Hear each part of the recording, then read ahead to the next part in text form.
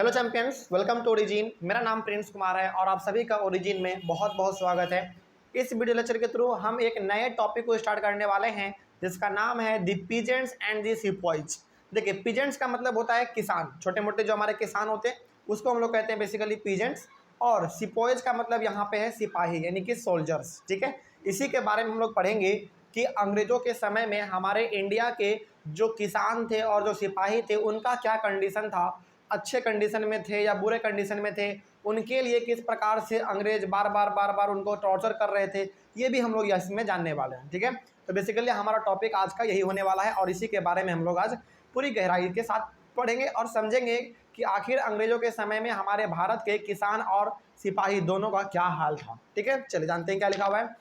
लिखा हुआ है, इन the country side peasants and zamindars dislike the high taxes and the rigid methods of revenue collection. देखिए, गांवों में, कंट्री साइड का मतलब क्या, गांवों में किसानों से और जमींदार लोगों से अंग्रेज लोग जो है ना बहुत ज़्यादा बढ़ा कर टैक्स लेता था उसके ज़मीन के लिए। ठीक है, जैसे मान लीजिए किसान के पास कुछ ज़मीन है और उसके ऊपर वो अपना खेती कर रहा है, तो किसानों को ना टैक्स के रूप में कुछ अनाज देना पड़ता था या फिर कुछ पैसे देने पड़ते थे। ठीक है, किसानों को, लेकिन वो जो टैक्स देना पड़ता था वो बहुत ज़्यादा होता था।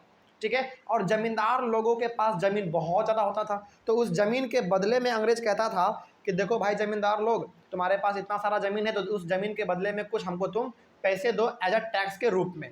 ठीक है, तो वो जो टैक्स वसूलते थे ना वो बहुत ही ज़्यादा टैक्स लेते थे। दूसरी बात and the rigid methods of revenue collection, और वो लोग जो टैक्स लेते थे ना उनका टैक्स लेने का तरीका बहुत ही गलत था, बहुत ही ठोस था। जैसे मान लीजिए किसी किसान ने टैक्स देने से मना कर दिया या फिर वो टैक्स नहीं दे पाया, तो अंग्रेज लोग आते थे और उसको बहुत ही गंदे तरीके से पीटते थे। ठीक है, तो ये सारा कुछ उस समय पे गाँवों में हो रहा था। ठीक है, तो जो किसान और जो जमींदार लोग टैक्स चुपचाप दे दिया अंग्रेजों को, वो तो बच जाता था, लेकिन जो नहीं दे पाया उसको बहुत ही बुरी तरीके से पीटा भी जाता था अंग्रेजों के द्वारा, गाँवों में खास करके। आगे बढ़ते हैं। Many peasants were failed to pay back their loans to the money lenders and gradually lost the lands they had tilled for generation। देखिए, बहुत बार क्या होता था ना, बहुत बार हमारे छोटे मोटे किसान जो है अपने खेती को करने के लिए, अपने घर बार को चलाने के लिए बड़े बड़े लोगों से ना कर्ज ले लेता था, यानी कि लोन ले लेता था। लेकिन लोन वो ले तो लेता था लेकिन उसको लोन वो चुका नहीं पाता था, जिस वजह से क्या होता था, जिस वजह से वो जिससे पैसा लेता था वो इंसान उसके ज़मीन को ही हड़प लेता था।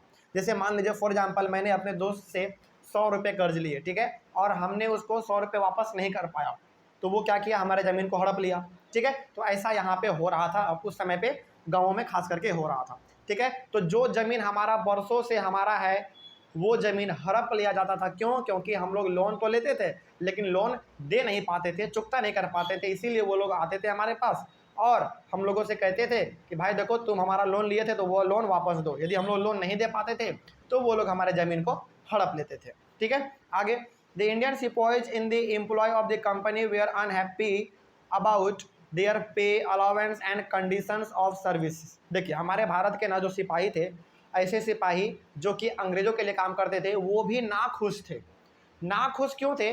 क्योंकि उनको समय पे पैसा नहीं मिलता था, अलाउंस नहीं मिलता था, और उनका जो काम करने का तरीका था ना, कहीं भी किसी भी मौसम, धूप बरसात, कहीं पर भी सिपाही को भेज देता था।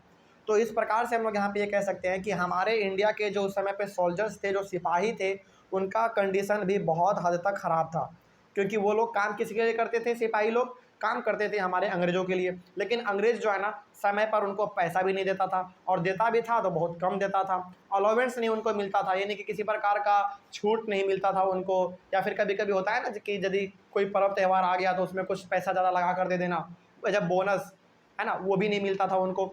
और कंडीशन ऑफ सर्विस, यानी कि उनको जो है ना, जैसे काम है मान लीजिए 8 घंटे का, लेकिन काम करवा रहा है 12 घंटे का सिपाही से, तो इस प्रकार से हमारे जो सोल्जर्स थे उस समय पे इंडिया के, वो भी अंग्रेज़ों के कामकाज से बहुत ही खुश नहीं थे, यानी कि नाखुश थे वो लोग भी। तो किसानों का हाल तो आपने जाना, और यहाँ पे देख लीजिए सिपाहियों का भी हाल कुछ उसी प्रकार का है। उसके बाद, some of the new rules imposed by the company violated their religious sensibilities and beliefs. बहुत बार अंग्रेज लोग ना जानबूझ के ऐसा ऐसा नियम कानून लाता था जिसके वजह से हमारे धर्म पे संकट छा जाता था। मतलब कि वो लोग कुछ ऐसा ऐसा नियम कानून लाता था जिसके वजह से हमारे धर्म पे, हमारे भगवान के ऊपर जो है ना एक तरीके से आप कह सकते हैं कि खिलवाड़ हो रहा था। जैसे फॉर एग्जांपल मान लीजिए यदि मैं हिंदू रिलीजन से बिलोंग करता हूँ तो मेरा अधिकार है कि मैं छठ मना सकता हूँ, मैं दिवाली, फिर से दशहरा, सरस्वती पूजा, ये सारा मैं पर्व त्यौहार मना सकता हूँ। लेकिन अंग्रेज ऐसा ऐसा नियम लाता था जिसके वजह से वो कहता था ना कि आप अपने ही धर्म को फॉलो नहीं कर सकते हैं, इस प्रकार का वो लोग लाता था। तो बहुत बार अंग्रेज इस प्रकार का नियम कानून लाता था जिसके वजह से हम लोगों का जो है ना रिलीजियस, यानी कि हमारा जो धर्म है उस पर थोड़ा बहुत खतरा मंडरा जाता था, यानी कि हम लोगों को अपने ही धर्म को फॉलो करने के लिए परमिशन नहीं मिलता था। अंग्रेज ऐसा भी करता था उस समय पे, ठीक है। तो हमारे भावनाओं से वो लोग खिलवाड़ भी करते थे। उसके बाद in those days many people in the country believe that if they crossed the sea they would lose their religion and caste. देखिए उस समय पे हमारे भारत में ना ऐसा मतलब प्रथा था, ऐसा उस समय पे रीति रिवाज था, लोगों का ये मानना था हमारे भारत में कि यदि आपने समुद्र को क्रॉस किया, यानी कि एक जगह से लेकर दूसरे जगह आप गए जहाज के थ्रू समुद्र के ऊपर होकर, तो ऐसा माना जाएगा कि आपका जो कास्ट है या फिर जो आपका धर्म है वो पूरी तरीके से खत्म हो गया। ऐसा उस समय पे मानना था। क्योंकि देखिए ऐसा लोगों का इसलिए मानना था ना क्योंकि हिंदू रिलीजन में, खास करके यदि हिंदू रिलीजन में हम लोग देखें तो हम लोग आग को, फिर से हम लोग पानी को, फिर से हम लोग हवा को, इन सभी चीज़ों को हम लोग देवता मानते हैं, है कि नहीं? बिल्कुल देवता मानते हैं। तो उसी समय वहाँ पे लोगों का उस समय पे ऐसा कहना था कि यदि आप समुद्र को लांघ कर जाते हैं, यानी कि समुद्र के थ्रू, जहाज के थ्रू होते हुए यदि आप एक जगह से दूसरी जगह जाते हैं तो ऐसा माना जाएगा कि आपने पानी वाले देवता का आपने अपमान किया, जिसके वजह से आपका जो कास्ट है और आपका जो रिलीजन है वो पूरी तरीके से नष्ट हो जाएगा। ऐसा उस समय के लोगों का मानना था, ठीक है। आगे बढ़ते हैं। So when in 1824 the sipahis were told to go to Burma by the sea route to fight for the company, sipahis refuse to follow the order. और यहाँ पे देखिए सबसे पहली बात समझिएगा कि उस समय पे भारत के लोगों का क्या मानना था। भारत के लोगों का उस समय पे यह मानना था कि यदि आप समुद्र को लांघ कर दूसरे जगह जाते हैं तो ऐसा माना जाएगा कि आपने क्या किया, पानी के देवता का उल्लंघन किया, यानी कि आपने उसका अपमान किया, जिसके वजह से क्या होगा, आपका कास्ट और आपका रिलीजन पूरी तरीके से खत्म हो जाएगा। लेकिन वही चीज़ का फ़ायदा किसने उठा लिया? फ़ायदा उठा लिया अंग्रेज़ों को ना एक वॉर लड़ना था, यानी कि एक लड़ाई लड़ना था बर्मा में, ठीक है, दूसरों के साथ, किसी दूसरों के साथ अंग्रेज़ों को एक लड़ाई लड़ना था। तो अंग्रेज़ों ने भारत में सिपाहियों को क्या कहा? अंग्रेज़ों ने भारत में सिपाहियों को कहा कि देखो भाई, बर्मा में लड़ाई लड़ना है तो तुम सभी को जो है हमारे साथ कहाँ चलना पड़ेगा? बर्मा चलना पड़ेगा। और बर्मा जो है किसके थ्रू आप जाएंगे? समुद्र के थ्रू जाएंगे, यानी कि जहाज़ के थ्रू जाएंगे। तो यहाँ पे लोगों का क्या मानना था? लोगों का मानना था कि हम समुद्र को लांघ कर दूसरे जगह नहीं जाएंगे, लेकिन अंग्रेज़ क्या कर रहे हैं? उसको जबरन समुद्र को लांघ कर ही बर्मा जाने के लिए कह रहे हैं। तो जिसके वजह से क्या हुआ? जिसके वजह से ये हुआ कि हमारा जितने भी इंडियन के, यानी कि इंडिया के जो भी हमारे सिपाही लोग थे, उन्होंने रिफ्यूज कर दिया। उन्होंने कहा कि हम नहीं जाएंगे, हम समुद्र को लांघ कर नहीं जाएंगे। यदि हम लोग समुद्र को लांघ कर गए तो हमारा जो देवता है पानी का वो नष्ट हो जाएगा, यानी कि हमारा जो देवता है वो नाराज़ हो जाएंगे हमसे, और हमारा जो कास्ट है, हमारा जो धर्म है वो पूरी तरीके से खत्म हो जाएगा। अंग्रेज ना कह रहा था, यानी कि ईस्ट इंडिया कंपनी कह रहा था कि तुमको बर्मा जाना है समुद्र के थ्रू, लेकिन हम लोग क्या कह रहे थे? सिपाही लोग कह रहे थे कि नहीं, हम उधर जाएंगे तो पानी के थ्रू नहीं जाएंगे, क्योंकि यदि हम पानी के थ्रू उधर गए तो फिर हमारा जो पानी का देवता है वो पूरी तरीके से हमसे नाराज़ हो जाएंगे और हमारा धर्म और कास्ट दोनों खत्म हो जाएगा, ठीक है। आगे बढ़ते हैं और क्या लिखा हुआ है। Sipahis wanted to go by the land route, so they were severely punished. और सिपाहियों का क्या कहना था? सिपाहियों का कहना था कि हम बर्मा लड़ने के लिए जाएंगे लेकिन समुद्र के थ्रू होकर नहीं जाएंगे, हम लैंड के थ्रू होकर जाएंगे, ठीक है। जिसके वजह से यहाँ पे क्या हुआ? यहाँ पे ये हुआ कि अंग्रेजों ने मना किया कि हम पानी के थ्रू नहीं जाएंगे, हम जाएंगे तो लैंड के थ्रू जाएंगे। अंग्रेजों को आ गया गुस्सा, तो अंग्रेजों ने सिपाहियों को बहुत ही गंदे तरीके से पनिश भी किया, यानी कि उनको मारा पीटा, डराया धमकाया भी, ठीक है, हमारे इंडियन के सोल्जर्स को। आगे बढ़ते हैं। In 1856, the company passed a new law which stated that every new person who took up employment in the company's army had to agree to serve overseas if required. इस वजह से अंग्रेजों को 1856 में एक नया नियम लाना पड़ा, एक नया कानून लाना पड़ा, जिस कानून में ये लिखा हुआ था कि यदि अब कोई भी नया सिपाही ईस्ट इंडिया कंपनी के लिए यदि काम करेगा, यदि ज्वाइन करेगा, तो उसको जो है ज़रूरत पड़ने पर समुद्र को लांघ कर भी दूसरी जगह जाना पड़ेगा, ठीक है। तो देखिए बेसिकली यहाँ पे ये था ना कि अंग्रेज ना अपने फ़ायदे के लिए अलग अलग समय पर नए नए कानून वो लोग निकालते रहते थे, और भाई कानून है, नियम है, तो आपको मानना पड़ेगा, नहीं मानिएगा तो फिर आपको पिटाई लगेगी अंग्रेजों से। ऐसा उस समय पे चलता था।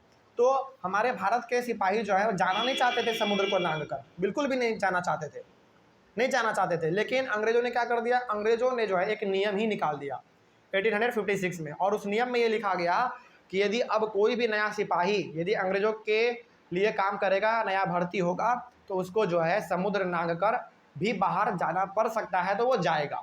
ऐसा उन्होंने नियम निकाल दिया। अब भाई नियम निकल गया तो आपको मानना पड़ेगा, है ना।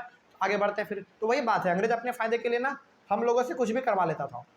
आगे उसके बाद sipahis were also unhappy about what was happening in the countryside because families of sipahis living in the villages. और गाँवों में जो कुछ भी हो रहा था, बेसिकली गाँवों में क्या हो रहा था, गाँवों में किसानों से जबरन ज़्यादा से ज़्यादा टैक्स वसूला जा रहा था, और ये सब चीज़ जो गांव में हो रहा था ना, इससे भी हमारे सिपाही लोग ना खुश थे, क्योंकि सिपाही लोगों का फैमिली कहाँ पे रहता था, गाँवों में ही रहता था। अब जब सिपाही के फैमिली के साथ अंग्रेज बुरा व्यवहार कर रहा है, उसको मार रहा है, पीट रहा है, तो क्या सिपाही को ठीक लगेगा। फॉर एग्जाम्पल मान लीजिए मैं यदि सिपाही हूँ और यदि मैं अंग्रेज़ों के लिए काम कर रहा हूँ और मेरे पिताजी गांव में रह रहे हैं और अंग्रेज़ों ने हमारे पिताजी को बहुत ही गंदे तरीके से पीटा। क्यों पीटा, क्योंकि हमारे पिताजी ने उसको टैक्स नहीं दे पाया, तो हमारे पिताजी को पीटा गया। तो क्या यदि मेरे पिताजी को पीटा जाएगा, क्या मैं खुश रहूँगा?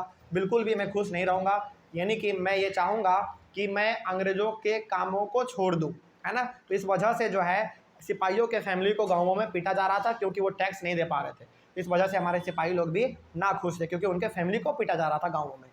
ठीक है, तो यहाँ पे आपने बेसिकली हमारे किसान का और हमारे सिपाही का क्या कंडीशन था, इसके बारे में आपने यहाँ पे समझा।